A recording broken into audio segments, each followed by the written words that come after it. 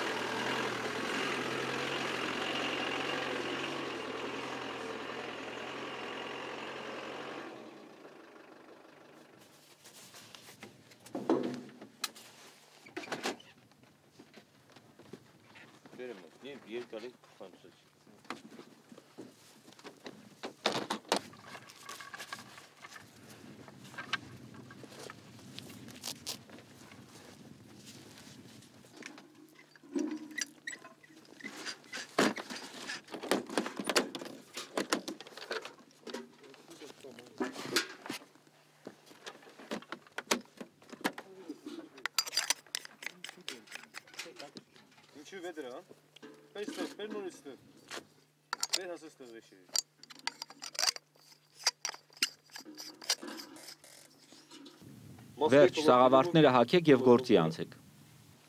15 տարի է անցել պատերազմից, բայց մինչև հիմա նոպ-նոր են մնացել.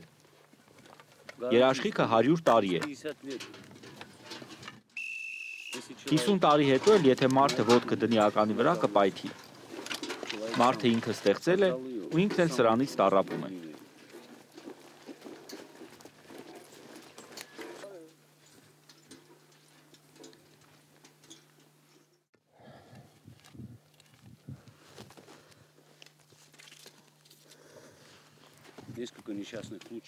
Մի քանի դժբախտ դեպքեր ասեմ. Այստեղ տրակտոր է պայթել, այնտեղ կովին էր սպանել. մի քիչ այն կողմ նորից տրակտոր էր շարքից հանել. 49 հատ ականազերծել ենք, հանել ենք հողից և դրանցից 37-ը պլաստիկ ականներ են, կոչվում են սև այրի. Ականազերծելիս միայն պայթուցիկներ չեն հանդիպում. տեսեք այս մետաղի կտորը, սա նետի ծայրակալ է, որը կրկին ապացուցում է, պատերազմներն այս հողի վրա անընդհատ են եղել.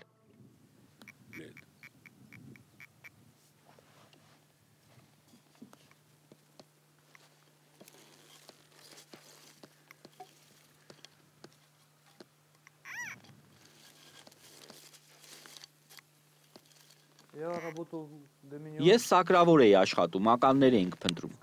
պատերազմից հետո դրանցից շատ մնաց այստեղ. ական փնտրող սարքը արձագանքում է ցանկացած ազդակի. ցանկացած մետաղի կտոր քեզ համար նշանակում է ական. Այդպես մի օր մի ծառի տակ գտա այս նետի կտորը. հետո տուն գնալիս տղերքին ցույց տվեցի ու գլուխ գովեցի. նրանք էլ ասացին պարծենալու բան չկա, Ղարաբաղում դրանցից շատ կան և տղաներն անընդհատ նետերի ու նիզակների կտորներ են գտնում. տղերքին խնդրեցի, որ հենց այսպիսի բաներ ձեռքներն ընկնի, ինձ տան. տեսեք ինչքան եմ հավաքել.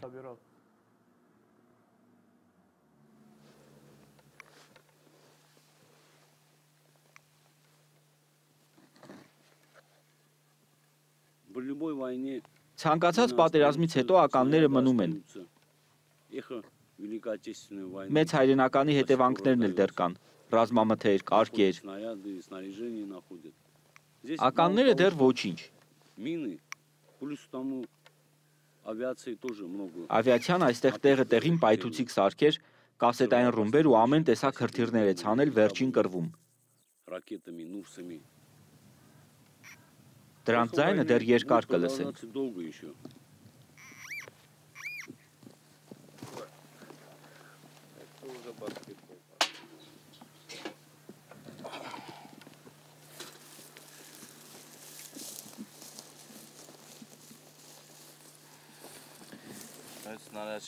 Այս արկը հիմա վտանգավոր վիճակում է.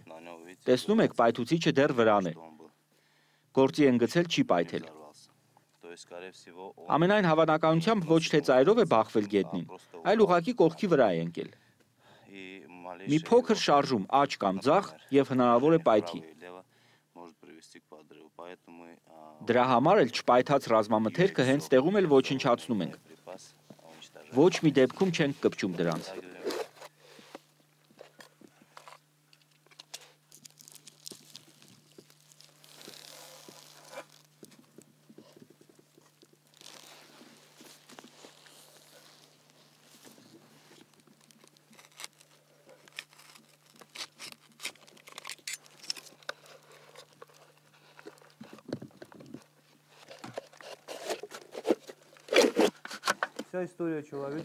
Մարդկության ողջ պատմությունը այս ծայրակալներով կարելի է պարզել։ Սպանության էվոլյուցիա։ Սպանությունների գծով մարդկությունն առանձնակի տաղանդ է դրսևորել։ Վերցնենք քարի դարը։ Երբ մարդը գլխի ընկավ, որ կարելի է կրակել, դա նրան դուր եկավ ու այդպես էլ սկսվեց ու կատարելագործվեց։ Վերցրեց քարի մի կտոր, սա օբսիդիան է։ Հայերն այն անվանում են սատանի եղունգ։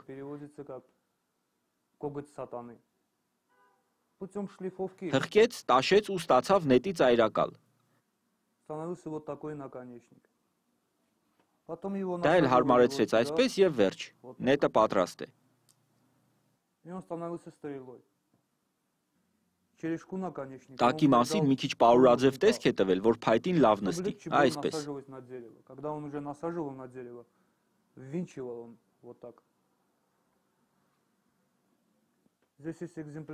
Օրինակներ կան, որտեղ երևում է, թե ինչ նվիրումով է մարդը դրանք պատրաստել։ Ինչու մարդկությունը պատերազմներին վերջ չի դնում։ Դժվար է հասկանալ։ Երևի մարդուն հաճելի է սպանելը, կամ էլ եկամտաբեր գործ է, չգիտեմ։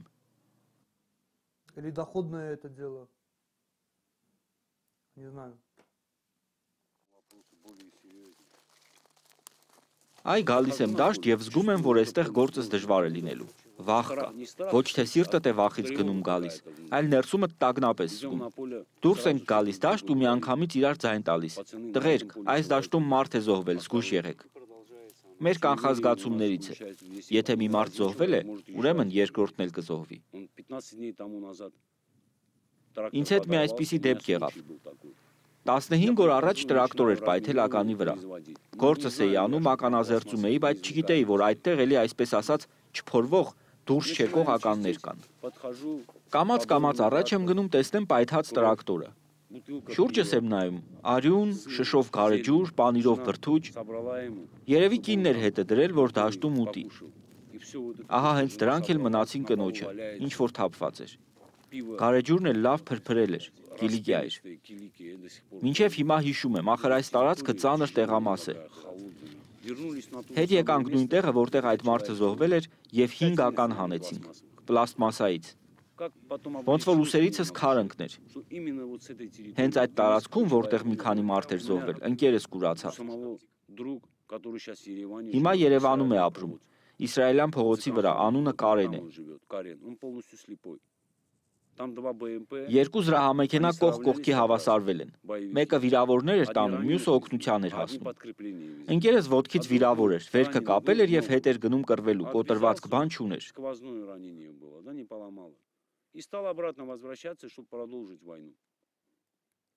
Ուրեմն դլղարդ ենք ասում, այդ վայրի մոտ այս մեքենաները հավասարվում են թե չէ, ականը պայթում է։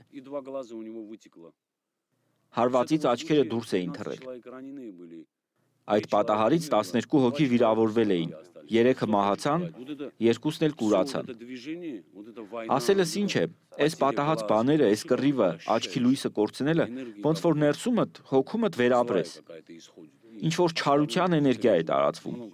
Զգուշություն է պետք։ Մեծ զգուշություն է պետք։ Հողը այնքան ժամանակ է պահում հիշողությունը, քանի դեռ ոտքդ վրան չես դրել։ Ոտքդ դրեցիր, վերջ։ Քո բաժին հիշողությունը ցնդում է։ Գտնվել է 37 պլաստմասայի ական այստեղ, 7 հատ այստեղ, չպայթած զինամթերք այստեղ,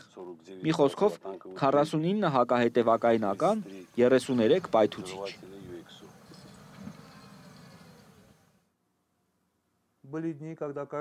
Օր կար 5, 6, 7 ական,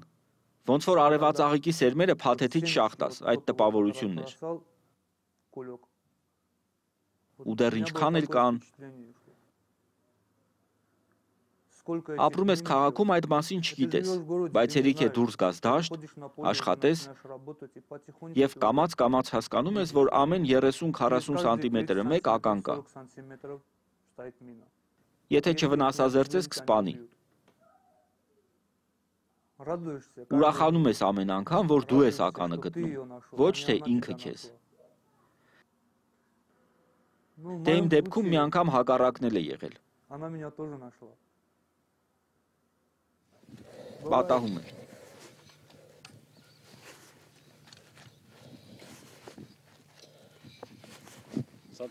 Սակրավորը երկու անգամ է սխալվում։ Առաջին անգամ, երբ ընտրում է այդ մասնագիտությունը, երկրորդ անգամ, երբ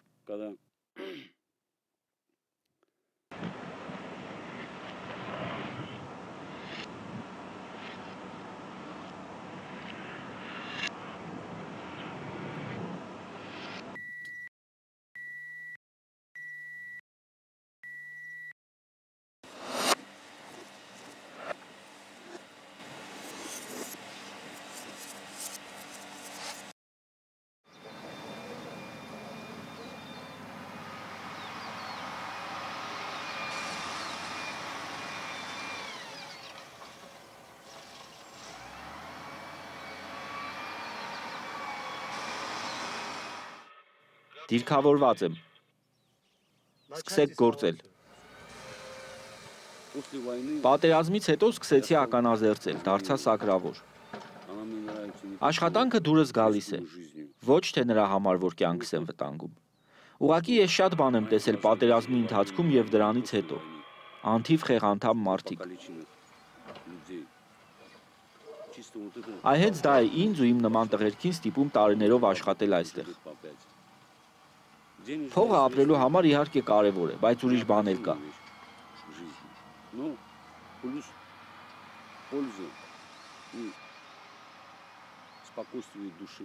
Խիղճդ հանգիստ է, որ երեխաները, տրակտորիստները այլևս չեն զոհվի, հաշմանդամ չեն դառնա այս կամ այն տարածքում։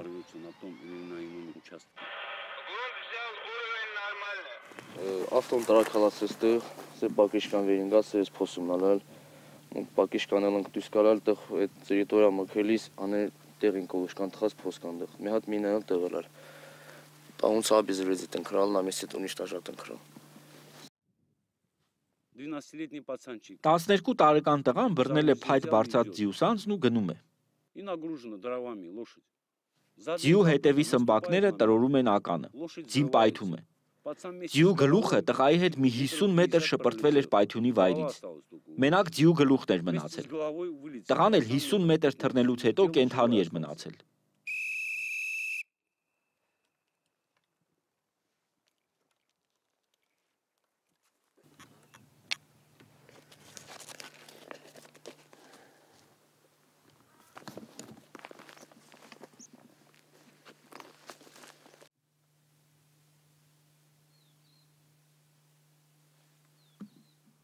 Այս բոլոր ծայրակալները օգտագործված են։ Այս նիզակն էլ է կռիվ տեսել։ Տեսեք, երևում է, որ ծայրը մի քիչ թեքվել է, նշանակում է ինչ-որ բանի են խփել։ Բայց ինչի է մնացել գետնին ընկած, չգիտեմ։ Գուցե նա, ով դրանով հարվածել է, ինքն էլ է սպանվել ուրիշի ձեռքով։ Սա սկյութական նիզակի է։ Ինչին է այդպես կպել, որ երկու տեղից ջարդվել է։ Սա բրոնզից է։ Սրանք ոչ թե հնագետներն են պեղել, այլ սակրավորները։ Լավ կլիներ իհարկե, եթե սրանք հնագետներին հանդիպեին։ Լավ կլիներ, որ հողը մաքուր լիներ եւ ականազերծելու կարիք չլիներ։ Այդ ժամանակ էլ հնագետներն իրենց գործը հանգիստ կանեին, բայց այսօր դա շատ վտանգավոր է։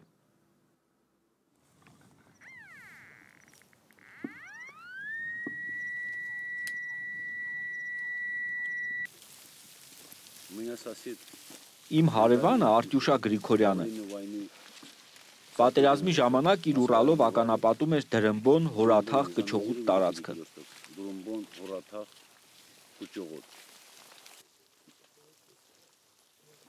Մեքենայի հետ ընթացը միացրել են, կամաց հետ գնացել և կանգնել իրենց իսկ տեղադրած ականի վրա։ Իրենք էլ եղել են թափքի մեջ։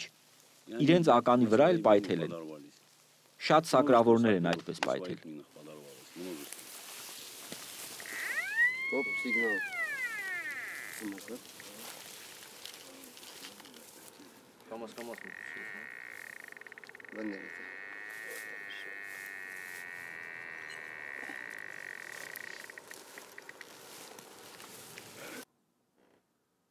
Դժվար չէ գլխի ընկնել, որ սրանց վրա արյուն կա։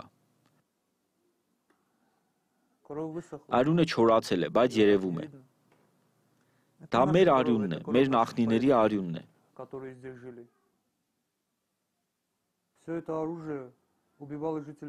Այս բոլորը Ղարաբաղի բնակիչների սպանության գործիքներն են եղել։ Սրանցով ոչ միայն մեզ են սպանել, այլև մենք ենք սպանել։ Ասել, թե այս մեկը նրանցն է, սա էլ մերը սխալ է։ Այս նետերը ազգություն չունեն։ Вот здесь у нас еще должны быть мины. Вон там, где я показал, нашли одну мину. Заминировать можно за сутки. Մի օրում կարող ես ականապատել վերջացնել, իսկ ականազերծելը կարող է տարիներ տևել։ Մարդիկ հողում ականներ են շախտվել, բայց ախր այդ հողն է մեզ կերակրողը։ Ստացվում է, որ մարդիկ կյանքի դաշտում մահ են ցանում։ Ամեն ականազերծված պայթուցիկը մի քանի մարդու կյանք է փրկում։ Մայր հողը նորից սկսում է շնչել, կյանք տալ։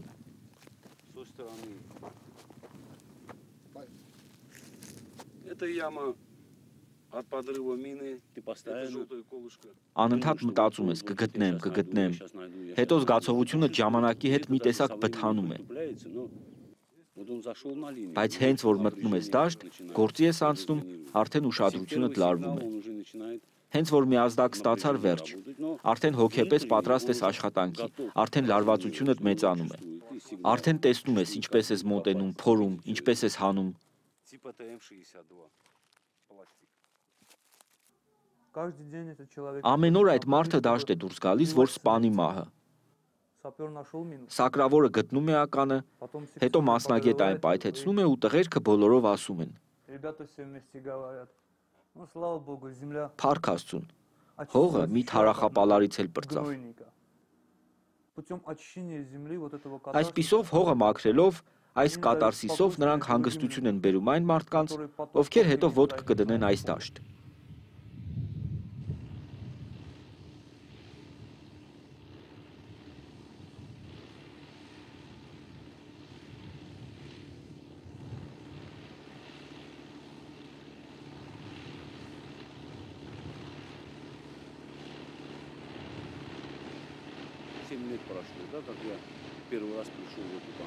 Յոթ տարի է անցել այն օրից, ինչ ես առաջին անգամ եկա այս հիմնարկ։